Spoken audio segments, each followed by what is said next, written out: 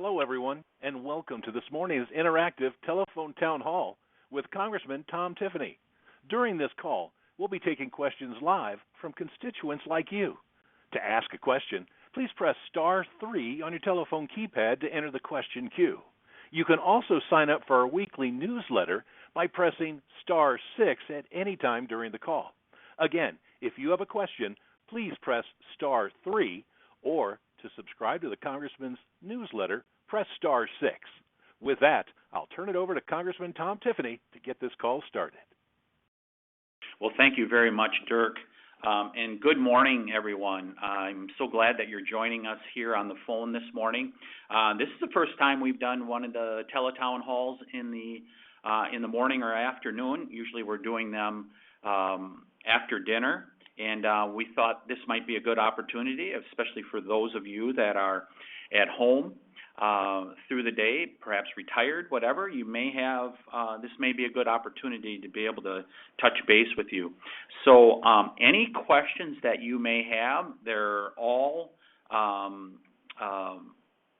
whatever you choose to ask. That's terrific. We're not covering just one subject here today.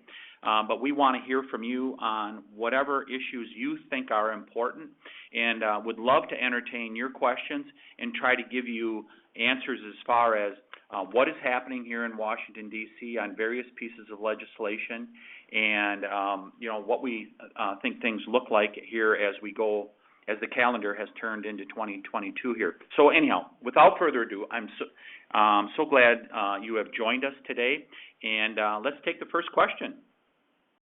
All right, Congressman, we've got callers pressing star 3 to enter the question queue to ask questions. We also have a number of people getting signed up for your e-newsletter by pressing star 6. But before we get to our first question, I'd also like to use part of the interactive nature of this call, which is part of a polling feature, where you can go ahead and register your answer to a poll question by also using your telephone keypad. So here is our first poll question of this call. President Biden has been in office just over a year. Are you better or worse off now than you were a year ago? Press 1 if you're better off, press 2 if you're worse off, or press 3 if you're about the same. So again, this is a poll question we're looking for your input on. Question is, President Biden has been in office just over a year. Are you better or worse off now than you were a year ago? Press 1 if you're better off. Press 2 if you feel you're worse off. Press 3 if you feel you're about the same. So I see a number of people are lodging in their votes. Thank you very much for participating in our first poll. And now let's go ahead, as the Congressman asked, and get to our first caller. We've got Wendy on the line right now. Wendy, welcome to the call. You're live with Congressman Tiffany.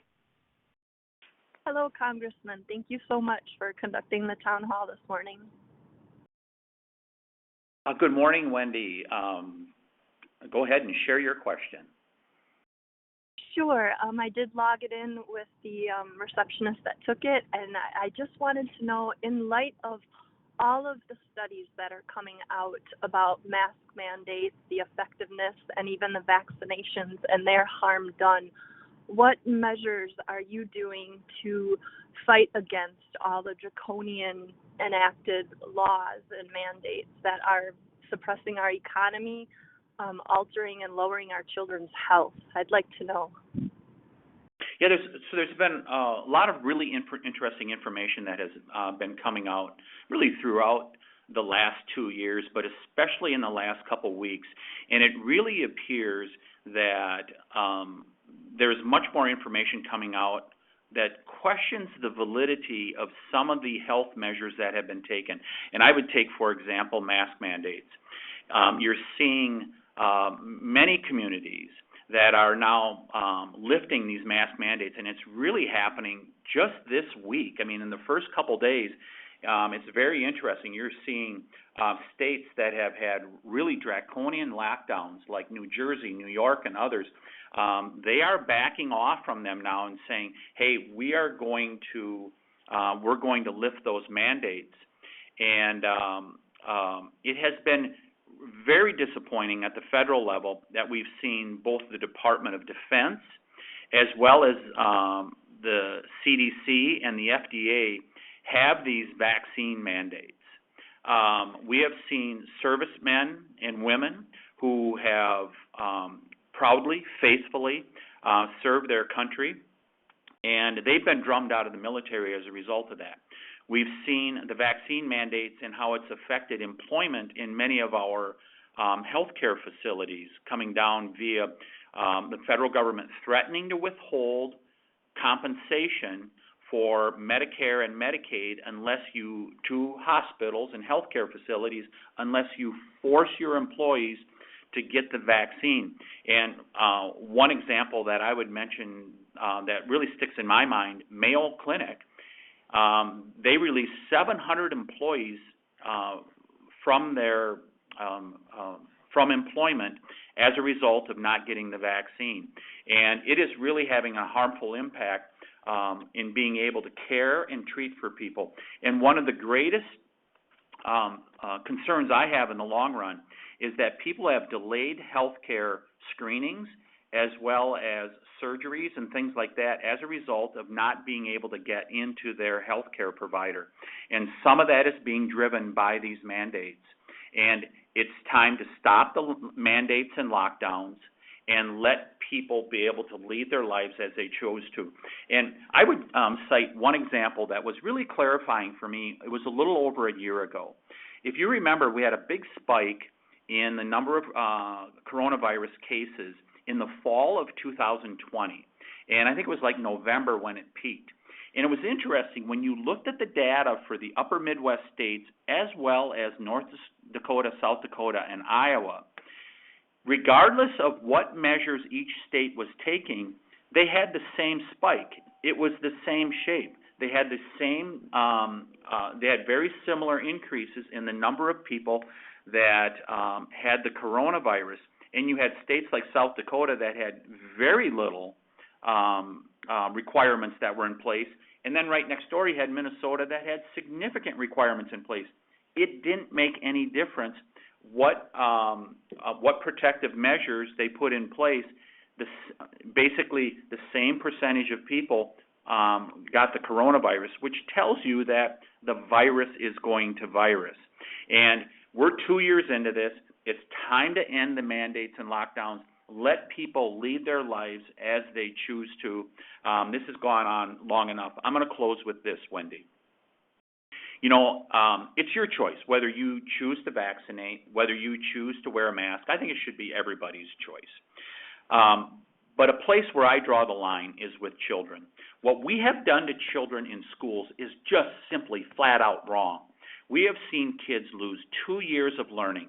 We are seeing significant harm being done as a result of kids having to wear masks in school. So much of communication, especially those little ones, is when they see someone's face, they see those expressions. That is part of how you communicate in this world. And in regards to schools, we should have never had the mask mandates. There should not be a vaccine mandate on these children. Let them lead their lives as they choose to. What we choose to do as adults, that's our choice.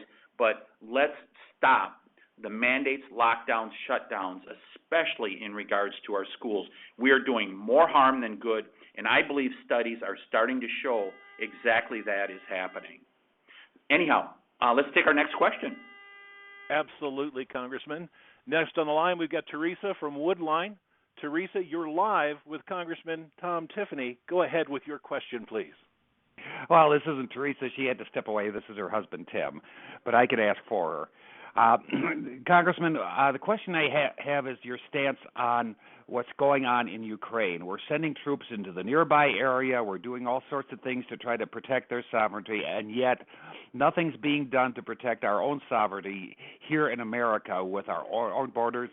We've got the problem with the drugs coming through the border. We've got, violent criminals, human traffickers, you name it, and yet we're willing to put up and protect the sovereignty across the ocean, but not here at home. So I want to know what your stance is on that. Tim, by the way, where are you from? I'm from Lublin, actually. Oh, Lublin. Okay. Hey, great to have you. Great to have you with us today. Thanks for the question.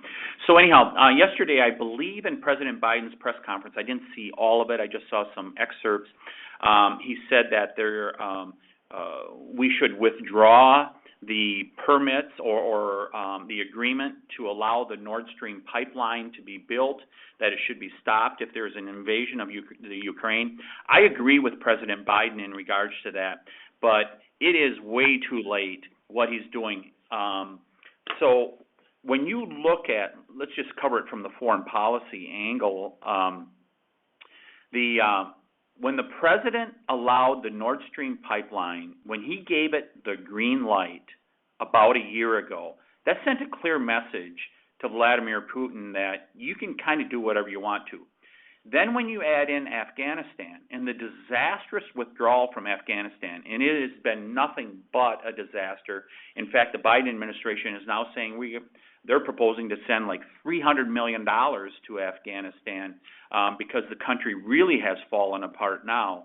And those signals were very clear to people like President Xi in China, Putin in Russia, Kim Jong-un in North Korea, that America is weak. There's no other way to put it. It has shown our weakness, and Vladimir Putin is responding to that. And that's why he's sitting there on the border of the Ukraine threatening to go in there. Tim's statement that let's take care of our borders before the Ukraine's border is something that I hear regularly from constituents. They're deeply concerned about our United States government becoming the biggest human trafficking organization in the world, where we're basically borderless on our southern border. And I understand that, and I agree with that. I believe that's our number one concern in America at this point. But the other thing that happened on January 20th, when President Biden came into office, if you remember, the very first thing he did is he shut down the Keystone Pipeline. In other words, he said, we're going to become more dependent on others for our oil. We're going to shut that pipeline down. And then he said, Russians, go ahead and build the Nord Stream pipeline.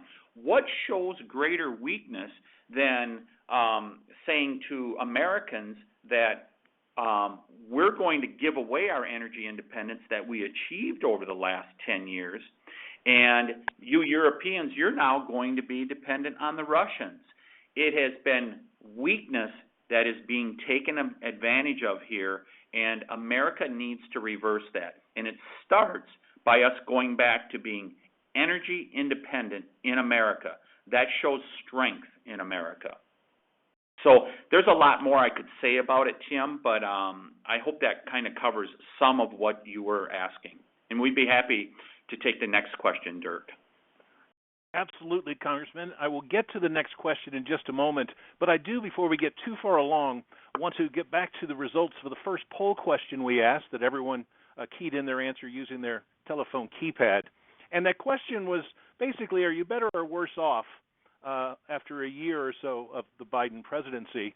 And the results for that poll, we found 17% of respondents felt better off, 71% felt they were worse off, 12% felt they're about the same. So thank you, everyone who participated in our first poll question. I'd like to take a moment and ask our second poll question. Again, use your telephone to key in your response, please. And that question is, do you pay more for common household expenses like gas, groceries, and utilities today than you did a year ago? Press 1 for yes, press 2 for no, press 3 if you feel you pay about the same. So again, our poll question we're looking for your input on.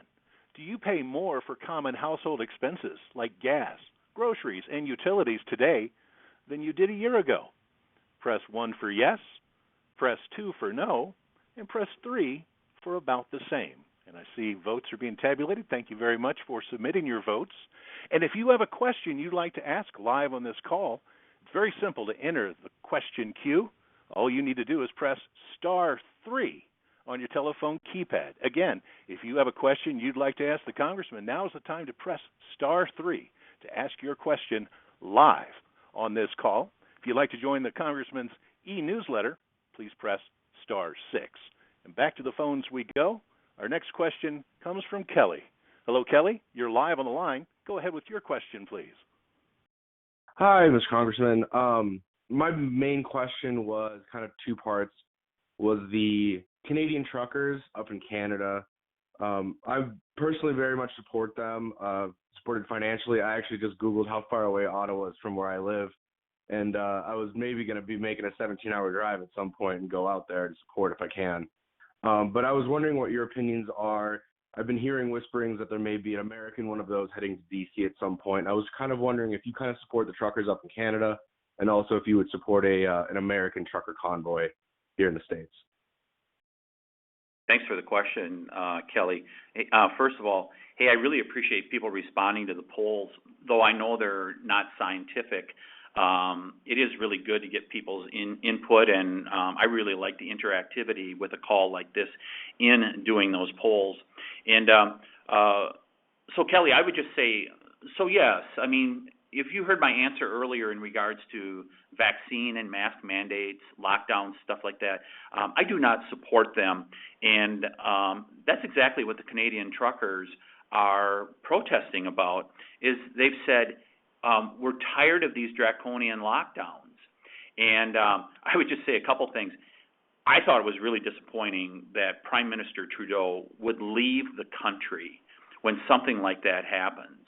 You know, maybe initially you go to some place that's secure. After all, you are the head of state in Canada.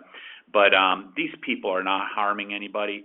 They just want to send a clear message, and they know there's no other way that they can do it. And they also send a clear message because these are the people that move the goods around our countries. These are the people that deliver what we need every day. They are an integral link in what we are, how we function as a society, the supply chain. We've been hearing about all the supply chain problems. And when you put a mandate in place, like Prime Minister Trudeau has, that a trucker has to be vaccinated, then you're going to cause some of them to say, you know, I choose not to be vaccinated. And some of them choose because their doctor has said, hey, you've got a bit of a heart issue, whatever, you know, maybe you shouldn't take it. You're taking people out of that critical supply chain, and we're finding out how important they are with the empty shelves that we see in so many stores these days. So I do support the Canadian truckers.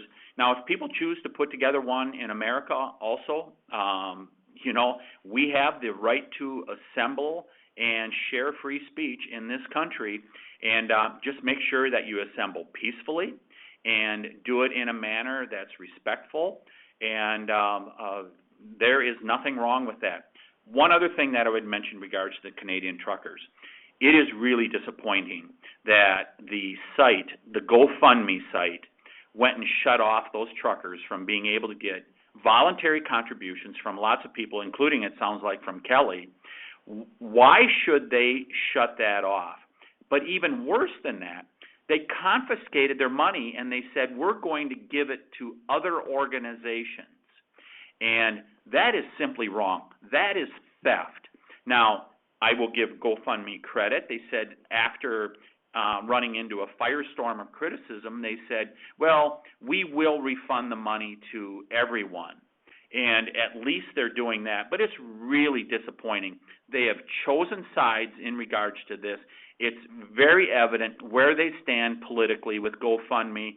And, you know, people can make a choice from there whether they want to use them in the future, because it's clear they're not a neutral company when it comes to participating in politics, which is really disappointing. Anyhow, with that, I'd be happy to take our next question. By the way, sign up for the Tiffany Telegram. Every week we put lots of good stuff in there, what's going on in Washington, D.C., and what is happening in the district. All you got to do is hit *6, and you can subscribe to it. We try to make it substantive every week, so you're getting the lowdown of what's happening out here in Washington, D.C. Go ahead, Dirk. I'm ready for the next question. Absolutely, sir. Next up, we've got Karen joining us live on the line. Karen, welcome to the call. You're live with Congressman Tiffany. Good morning, Congressman. I actually door knocked with you in Spooner a few years back, and you've called me personally. I'm a little disappointed that I'm not hearing your voice out loud. What are you actually doing? This is general, but I'm really impressed with people like Senator Boebert. I don't know if she's senator or congressman, and people like her, Kelly Lake, that's running in Arizona. They're actually speaking out, and they say they're going to do something. And when I've spoken to you before, you said you were going to fight for us, and I don't hear any answers right now from you. I'm hearing you kind of agreeing with the questions, but not telling us what you're doing about the different things. I know you're a freshman, but that you still can speak and make your voice heard. So I know that's general, but I think you get what I mean. Yeah, so stay with us here, Karen. I really appreciate the comments that you shared. I have introduced bills in regards to everything that we have just talked about.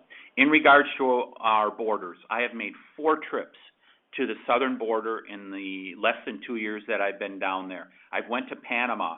I went to the jungle, the Darien Gap, to see that there are people coming from all over the world, and I illegally getting in the pipeline in Panama and then coming to the United States. I have highlighted that. I have made proposals to end that. I was there at Fort McCoy when the Afghan evacuees came in, and actually was on Tucker Carlson's show and highlighted for the American public that these people were not vetted. Not a single one of them went through the vetting process. So I have highlighted those things and have introduced legislation. Now I'm in the minority, and Speaker Pelosi is not taking any of the bills that I have proposed, as you can imagine, but I have been taking action in regards to those issues. I sit on natural resources. I have highlighted time after time how much harm this is being done by shutting down Keystone XL. And by the way, people talking like Governor Whitmer of Michigan talking about shutting down Line 5 by not the pipeline that runs through the Mackinac Straits and the harm that would do to northern Wisconsin. I have talked about that. I have highlighted it. And I've introduced legislation on many of these issues. And if you have something more specific, Karen, I'd be happy to answer it. Do you have any follow-up? I wish I could think faster. Okay, the pipeline. I don't get Fox News anymore. Is there some other way you can make your voice heard? Maybe going on Rumble or Liberty Daily or some of those other news outlets that actually tell the conservative side of things so that people know what you're doing. I will do your, is it *6? Yes. Okay, I will do *6. Is that email form? Yeah, that'll come every Friday into your inbox, Karen, and you get a really good idea of what we've been up to, bills we've introduced, places that I've testified. You'll see my floor statements. We put links in there of me speaking on the floor on a variety of issues. And I think if you saw that, you would see that I've been pretty darn active. And I would add one other thing.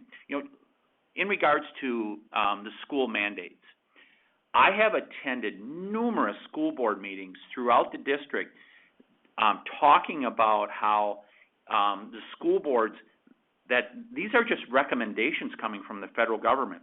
The CDC does not have the ability to mandate on schools that they do vaccine mandates or that they do mask mandates. That is only recommendations. I have been taking that information to school boards and sharing it with them and saying, you don't have to take this as a mandate, because I think some schools assume that it was when they simply hear it from the federal government. So I've really tried to be active in those ways. So anyhow, those are a few examples, Karen. That's great. I heard a tip when I was listening to a conservative radio host, and he said to stop calling the shot the vaccine, because it really isn't a vaccine, it's a shot. And that might stop some people from assuming it's a vaccine. So, I appreciate you bringing up that issue. It is correct that many people refer to it as the shot or the jab, and they do not accept it as a vaccine because it's different than what we traditionally think of a vaccine. So I think, Karen, like in regards to a tetanus shot, that's good for 10 years, right? Right. And so that's what people think of as a vaccine, or they think about mumps, measles, rubella shots. I know I had them as a kid. Me and my wife had our children take them. We believe that those are important, but they give many of those give lifetime protection. That's what we think of as a vaccine. Right. And people are much more skeptical of these because the efficacy starts to wear off quite soon, in as little as 4 months. Right. And the actual trial for a vaccine to be actually called a vaccine is 5 years. And so this. One of my colleagues.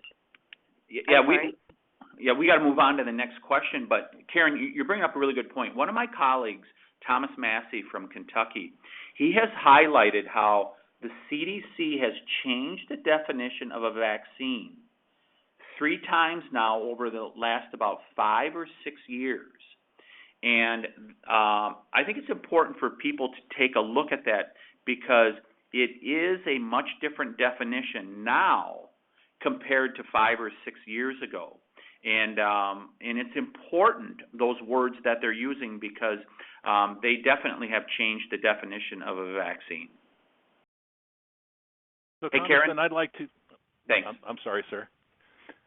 I'd like to move on and borrow the audience for just one quick second, Congressman, to repeat the results from our second poll question and then also get on to a third poll question. So we asked the question about your common household expenses. Do you feel that you're paying more or less or about the same?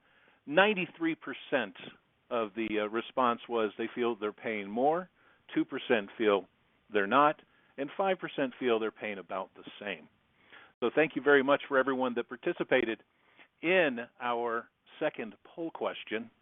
And now let's move on to our next poll question. And this, we're looking for your input via your telephone keypad. The question is, do you think our border is more or less secure than it was 1 year ago? You feel it's more secure? Please press 1. Less secure? Please press 2. About the same? Please press 3. Again, the poll question we're looking for your input on, do you think our border is more or less secure than it was 1 year ago? More secure? Please press 1. Less secure? Please press 2. About the same? Please press 3. And I see the numbers are being tabulated. Thank you very much for your input. Moving on to our next caller now. Let's go to Joel. Joel, you're live on the call. Go ahead with your question, please. Yeah, Tom, this is Joel. I'm from Tech. I just moved up recently, purchased a business. But one thing that bothers me is how social media is treating people like Joe Rogan when they have an opinion that is different than what they have. They can literally destroy their reputation, destroy them, shut down a platform so their opinion can't even be given. And I just feel that it won't be very long, and they'll be doing that with everyone. That if you don't agree with their opinion, you're not going to have an opinion. You're not going to be heard, or you'll be destroyed. Basically, is what's going on. It happened with President Trump when the president was not even allowed to have the same platform as anyone else. I just feel that's wrong. I just kind of want your opinion on that and what we can do about it. Yeah, thanks so much for the question, Joel. This is one of the biggest issues that we're dealing with at this point because it truly is censorship. So I sit on the Judiciary Committee, and this is where big tech is regulated. This is where we hear the big tech issues. And there are a few bills that are wending their way through the Judiciary Committee, and we're having I think one good thing about this at this point is that there is bipartisan support for doing something about the big tech companies because they're clearly too powerful. And that is shared by both Democrats and Republicans. The question is, what's the best way to go about doing that? And, some people are advocating for changing Section 230, the liability protections for these social media platforms when they're denying people their free speech rights. I would certainly support something that if we could reform Section 230 to guarantee people their free speech rights, I think the tech companies should do that, even without the changes to Section 230, but that's the requirement. I think also we need to look at the antitrust laws that were enacted through the 20th century and see if they're applicable in these cases, because it's very clear they have become so enormous, so big, that in many cases there's no option but to use them. And so I'm certainly open to some solutions in that regard. But I can tell you I'm disappointed in the leadership of the majority party in Judiciary, that they haven't been more aggressive in going after this censorship, and I think they should be bringing people before the committee that can address that. If we get the majority back, I think it's one of the first things that we should do is that we should have these hearings to decide what changes can be made. It was also very disappointing months ago when the press secretary for President Biden said that we are working closely with the tech companies to stop speech that they said was inaccurate. And in many cases, that was in the eye of the beholder whether it was inaccurate or not. And it's disappointing that we have an administration that is sending a signal to the big tech companies, you can suppress speech. That should never happen. We are a country which values getting that word out there, including people that put inaccurate comments out there. The way you stop inaccurate speech is to have more speech that does show out the fallacy of something that has been put out there. And I think about somebody like Senator Johnson, who has been attacked relentlessly, and all he has said is that, hey, let's get the information out there and let's let the public decide what is accurate and what is inaccurate. And that's what I believe should happen, is that let's get all the information out there, let the American public sort through all that, and they'll figure it out over time. This suppressing of speech is wrong, and I alluded to it earlier. I mean, we saw it basically with GoFundMe. That was suppressing speech. They tried to stop the money from being able to go to these Canadian truckers who are having this peaceful protest, and they're trying to take that money away from them. It is another example of censorship, and it is one of the greatest concerns I have for the future of our country, because with censorship, we will not have free speech, and we must protect that First Amendment to the Constitution. Thanks for the question, Joel. So quickly looking at my control console for this call, it's great to see so many people have joined us for this live telephone town hall with Congressman Tom Tiffany. If you have a question you would like to ask live on this call, all you need to do is press *3 on your telephone keypad to enter the question queue. Again, to ask a question, please press *3. If you'd like to join the Congressman's weekly e-newsletter, please press *6. Again, *6, and you can provide your email to receive the Congressman's e-newsletter. Now hey, we're going Joel? back to the... Oh, excuse me. Hey, Dirk? Yes, sir. I want to complete one other thought in regards to our last question before we take our next question here.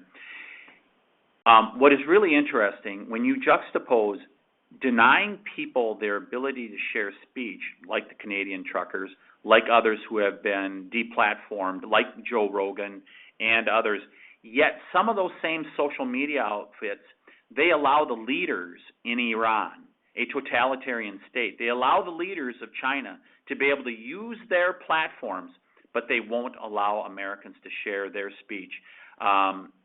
It's clear that they're making political decisions, and that's not how it should work in America. Whether you come from the right, left, center, wherever you come from in the political spectrum, you should be able to share the information that you have. Now, you should do it respectfully, all those things like that. But people should not be deplatformed simply because they're sharing speech that others don't agree with. Thank you, sir. Moving on, we've got Jan joining us on the line. Jan, welcome to the call. Go ahead with your question, please. Good morning, Congressman Tiffany. This is Jan from Spooner, Wisconsin. I'm retired. I've been a conservative all my life just because I was raised. I mean, I wouldn't even have to, you could be a conservative Democrat, but I am a Republican. My concern is, I mean, I was a business owner. I was a teacher too. My concern is the unemployment, why people aren't getting back to work in northwestern Wisconsin. This is deeply concerning for me because there are so many jobs open, but yet we don't have people working. And I realize some of them are trade jobs, and we're doing more in the schools to try to teach some of the kids earlier in life on how to do some of these and help with that. But I just don't want us to go back to the welfare state where we finally went from welfare to work. And yet, other people say, well, it's demeaning if you ask a Medicaid person to do a drug test or ask them to work 20 hours a week just to value. But we always valued work. We were raised that way, that we worked from the day we could mow a lawn or babysit or do something like that. But I just think that we really have to do that is to get more people working, and I don't know what the solution is and what your ideas are on it for our country up here. Yeah, I'd be happy to share a few thoughts that I have, Jan. You get what you incentivize. And what did we do 2 years ago when we had the draconian lockdowns and shutdowns that happened? And basically our country was shut down for a couple months. And, of course, people had to be paid through that period of time, and that was appropriate. But what's happening now is those programs have not been reeled back in when it's time to move past the lockdowns and shutdowns. So when you incentivize people to stay on unemployment, to stay on the various transfer payments from the federal government, that's exactly what's going to happen when you've incentivized people not to work. And it's very clear. It was about a year ago, I think, that it was identified that there's about 5 million people that left the workforce, and I think that's still the case. There are 5 million people that simply left the workforce, dropped out, and they have disappeared because you can see it in some of the unemployment statistics where we were up around, I think, don't quote me on this, but I think we were up like 63, 64% workforce participation. I think we're down now to like 61, 62%. That's a whole lot of people in America that are not participating in the workforce anymore. And so what do we need to do? We need to make sure those people that can be gainfully employed, if you have the ability to work, you need to work. It's only fair, because otherwise you're asking your fellow citizens to pay for those transfer payments that you're getting, even though you should be gainfully employed. So we need to just put the incentives in the opposite direction and incentivize people to work, and it will happen. We've seen it a few times in history very successfully. We think about the Reagan Revolution in the 1980s. So many people went to work after that's what was incentivized. And think about it, what was a bipartisan agreement between Newt Gingrich and Bill Clinton, welfare reform in the mid-90s. Governor Tommy Thompson was right in the middle of that. He put together the pilot projects in 2 counties in Wisconsin that showed how successful it could be to incentivize people to work. And that's part of what led to the boom in the 90s, is making that happen. So we need to incentivize work. And I would just say this in closing on this issue. A lot of people say, well, you're just saying this for employers, that you're just looking out for them. That is not the case at all. While that's a good thing, having employers with people being able to work, we see restaurants closing down for more days than they did in the past, shortening hours. We're seeing businesses across the spectrum having to shorten hours, fewer people that are there to work. But the greatest value to this is people's self-worth. Because when people are paid when they have not worked for that paycheck, it does affect their self-worth. And there are times that we should help people up. We should give people a hand up, but it shouldn't be forever. And we harm people's self-worth when we say, we're just going to let you sit home and not work, even though you are capable of working for year upon year. We need to incentivize work, primarily that people feel greater self-worth. They feel a real part of the community that they live in. Thanks for the question, Jan. All right, moving on now. Our next caller is Peter in Medford. Peter, welcome to the line. You're live with Congressman Tiffany. Thank you. Thank you, Congressman, for putting on these town halls. I have a question. Why is the federal government continuing to tax senior citizens on their Social Security benefits? The threshold for Social Security provisional income tax was first established in 1994. And those thresholds have not been raised in 26 years. So why are we continuing to pay a provisional tax on a threshold that was established 26 years ago, when inflation is far, it was look at inflation. So they just gave us a raise for Social Security. And what we're going to find out when we do our taxes next year, that raise is probably going to be eaten up on that Social Security provisional income tax. So why does the federal government continue to tax Social Security when the state of Wisconsin doesn't? And the state of Wisconsin does just fine without taxing seniors on their Social Security benefits. Hey, Peter, so what is the threshold? Do you know offhand what that is? Off the top of my head, I think it's about, there's two thresholds. There's 85%, and I believe that kicks in at about $42,000. They'll tax 85% of $42,000, and the 50% one is, I believe, $32,500. Okay. And that was established in 1994. Now look at inflation. If you take those two figures and figure out for inflation, that should be well in the $70,000 and $80,000 before those things are even considered for tax. So, Peter, wouldn't you say that at a minimum it should be indexed? At a minimum, it should be indexed, and it's not. Every year, more and more seniors are getting bumped into this provisional income tax, and more are going to be done this year because we had a 5.9% increase. Yeah. Well, hey, I really appreciate this, Peter. I have not taken a position on not taxing Social Security, but I'm happy to take a look at it. At a minimum, as we just talked about here, it should be indexed. But isn't this a classic case of what inflation is doing? So the federal government is saying, hey, we're going to get you, what'd you say, a 5.9% increase this year. And the federal government is saying, touting that, but it's all going to get eaten up. Some of it's going to get eaten up by increased taxes because Social Security is not indexed, but also all the other inflation that is going on, whether it's gasoline prices, food prices, you name it, whatever it is, inflation is going to eat up that increase. And that's why I advocate for one of the main reasons that I ran for office way back in 2010 for the state legislature. If all of you remember, we had a $3 billion deficit in the state of Wisconsin. And I told people back in 2010, if you elect me, we're going to fix that deficit. Now, we're not going to do it the first budget or two, but if we stick with it, we'll get it done.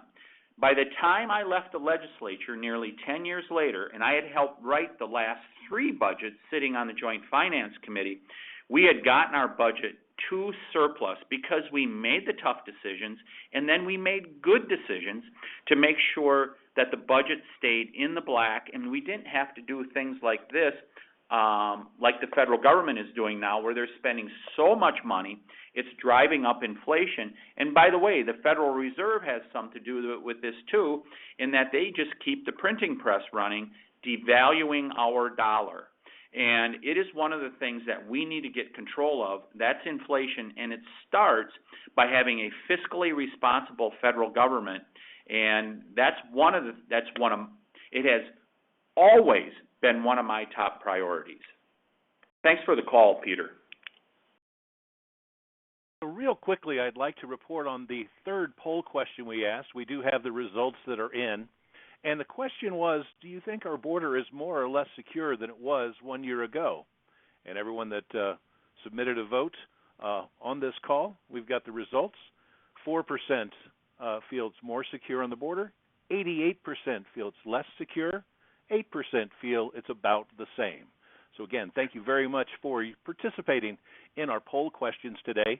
And another quick reminder, if you'd like to join the Congressman's e-newsletter, it's very easy to do. Press *6 right now on your telephone keypad to get your email name on the list to receive a weekly email from the Congressman. *6 to get the Congressman's e-newsletter. Hey, Dirk, can I interrupt a second? Most definitely, sir. Hey, thank you, Dirk. So one of the things that I'm so glad that we had this question in regards to immigration. And I think one of the important things to talk about with immigration is what are the solutions? You know, so as I have spoken here today, and Karen highlighted that, one of our earlier callers, okay, so what can we do about it? So let's talk about immigration, what we can do. We can end catch and release. That's what President Biden started on January 20th of 2021. You just catch them, the Border Patrol, and they release them into our country, over 2 million people. Restore, remain in Mexico. In other words, you have to stay in Mexico to get your asylum hearing. And when that was being done in the previous administration, 90% of the people claiming asylum, they were not legitimate asylum claims. Therefore, they could not come in. And that is what kept people from wanting to come to America.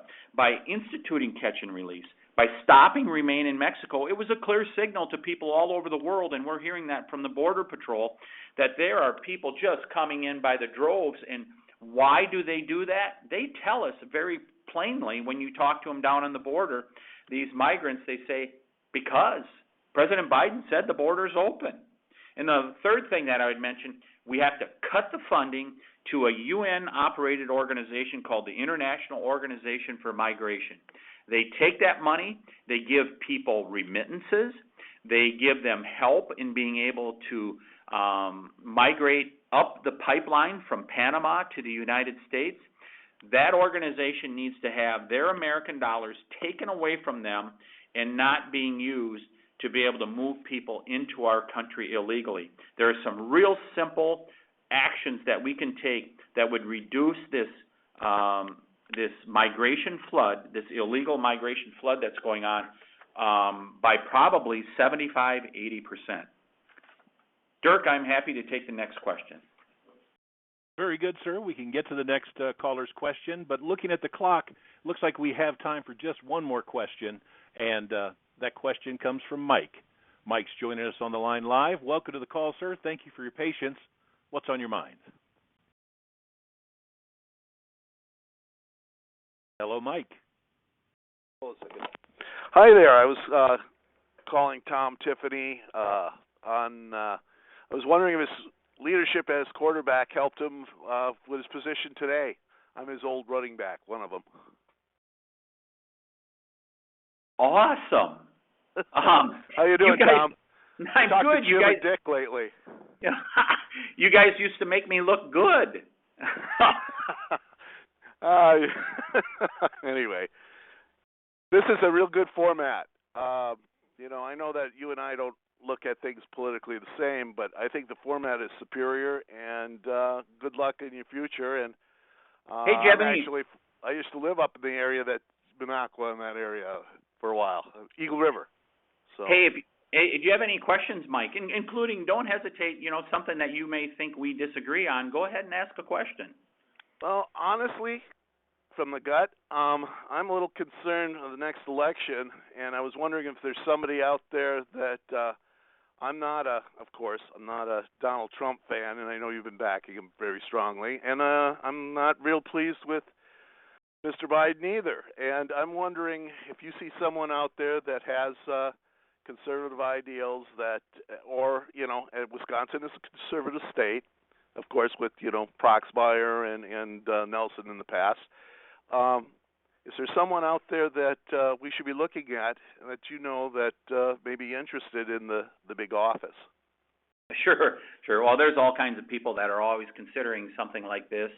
And, I think on our side of the aisle, you've had people making noises like Nikki Haley, Mike Pompeo, and certainly Governor DeSantis down in Florida. So there's been lots of people that have been considering that. But I would go back to our previous president and our current president. Our current president said he was going to govern as a centrist. And I think, Mike, even though we disagree somewhat, I think you would probably agree also that he has been anything but a centrist. When you look at crime the way it is, the border issue, the inflation, and trying to spend more money that's going to only exacerbate that inflation, and our foreign policy really is in tatters at this point, especially after what happened in Afghanistan. And I just think that there's a much better way to go about it, and President Biden said he was going to be a centrist, and he wasn't. And I get the thing with the personality of President Trump. The reason I supported President Trump is because of his policies. And I think it's important for me as a legislator or a congressman that I always look at issues, not the personality behind the issue, but the policy that they're proposing. And when you look at what President Trump did in his 4 years, we had peace in the Middle East. We had Arab countries that were signing peace agreements with Israel. He had walked tall with a big stick, kind of like Teddy Roosevelt used to urge for a foreign policy. And that kept people like the Taliban and Putin and others from doing the things that they've done here in 2021. With Putin right at the border of the Ukraine now, the Taliban basically having taken over Afghanistan. That didn't happen with President Trump. And then also, look at President Trump's trade policies. He said, we're going to do America first. And when I look at farmers, small manufacturers, and others in my district, they were really benefiting from those trade policies that were America first. He sent a clear message to China. You're not going to run over us anymore. And then you look at the border. There is no greater juxtaposition between two presidents. President Trump made it clear, I'm going to do everything I can to protect the American people.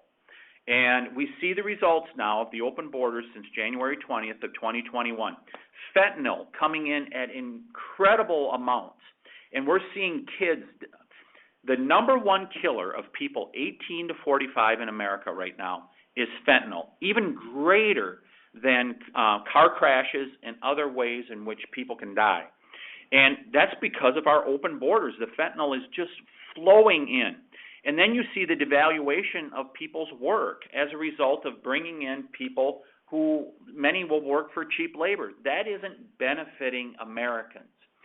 So I supported President Trump because of his policies and his policies that were working for America. And a year later, these things aren't working, what has happened over the last year, including the things that were put in place on January 20th of 2021, shutting down the Keystone pipeline, making us energy dependent on other countries, opening up the pipeline of illegal immigration. And I think there's a much better way to go about it, and I'm going to be advocating for those things that will stop crime in America, that are going to control our southern border, that are going to make us energy independent once again, and to try to get a hold of this incredible debt that we're leaving on our children. So anyhow, with that, Mike, hey, it was great to hear from you, and I hope that's a good wrap-up, Dirk, for our phone call. Most definitely, sir. Thank you very much for your time today, and so many great, candid answers to different questions that your constituents were asking. So you've made a believer out of me, sir. I thank you. And thank you to everyone for joining today's telephone town hall with Congressman Tom Tiffany. If you would like to stay up to date on the Congressman's work, please follow him on Facebook, the handle @RepTiffany. Again, if you'd like to subscribe to the Congressman's e-newsletter, now all you need to do is stay on the line and leave your name and email address after the tone. So again, to join the Congressman's e-newsletter now, just simply stay on the line with us and leave your name and email after the tone. Thank you again for taking the time to join this conversation. We hope you have a great day.